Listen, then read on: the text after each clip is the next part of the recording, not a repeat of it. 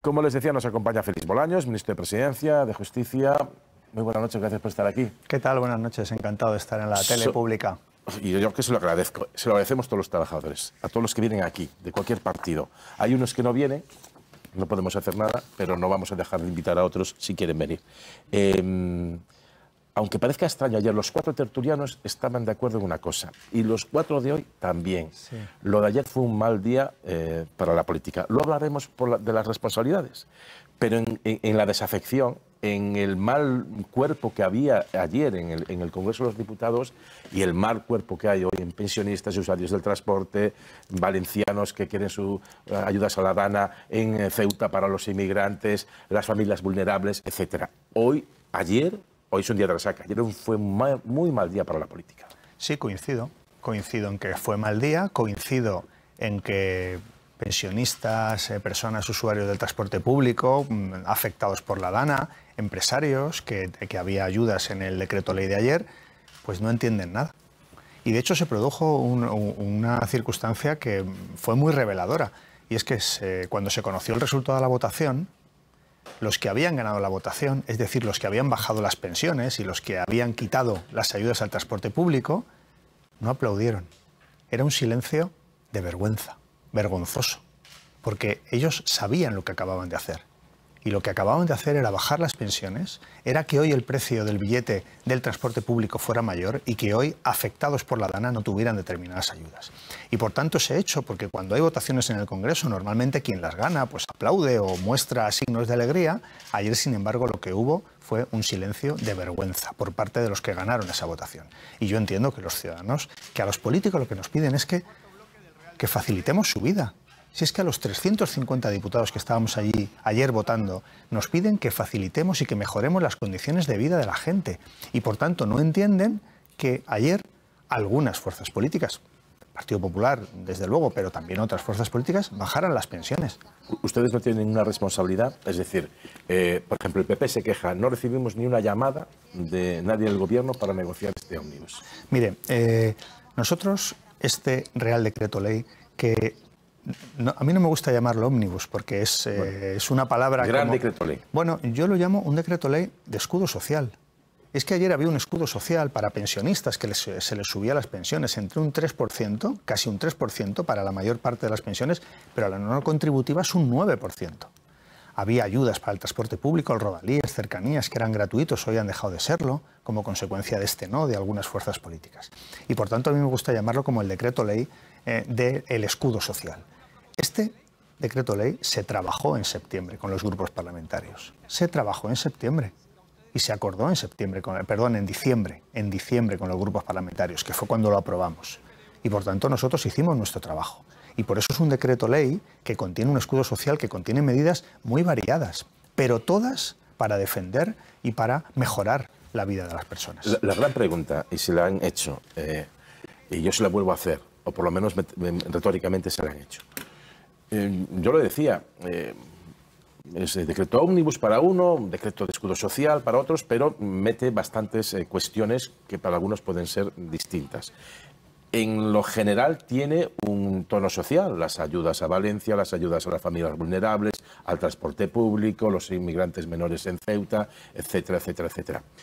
Pero no se podía haber troceado, precisamente por eso. Si tienen un problema de relación con la oposición, no podrían haber troceado, si no individualmente, por lo menos los 4 o 5 claves, las pensiones por separado, el transporte público por separado, las familias vulnerables por separado y luego agrupar el resto. Se lo pregunto de verdad porque ignoro si al trocearlo se retrasa o no. No conozco el trámite parlamentario, pero da la impresión de que teniendo en cuenta cómo es Junts, que luego hablaremos de Junts, y cómo está el PP con ustedes, si no podrían haberlo hecho de otra manera. Mire, si se hubiera troceado, lo que hubiera pasado es que no se hubiera aprobado ninguno de los decretos leyes que hubieran sido distintas partes de ese decreto ley. Ese decreto ley es un todo y era un todo. ¿Por qué? Porque es el resultado de la negociación y del trabajo con diferentes grupos parlamentarios, donde obviamente hay medidas que provienen de algunos grupos parlamentarios, otros que provienen de otras, pero todos aceptan ese conjunto que es el decreto ley. Esta idea que se está planteando de que, bueno, pues, ¿por qué no se trocea?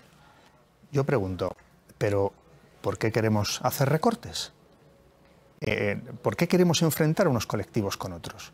¿Queremos ayudar a los pensionistas pero no queremos ayudar a los afectados de la DANA? ¿Queremos ayudar a los usuarios del transporte público pero no a la empresa electrointensiva?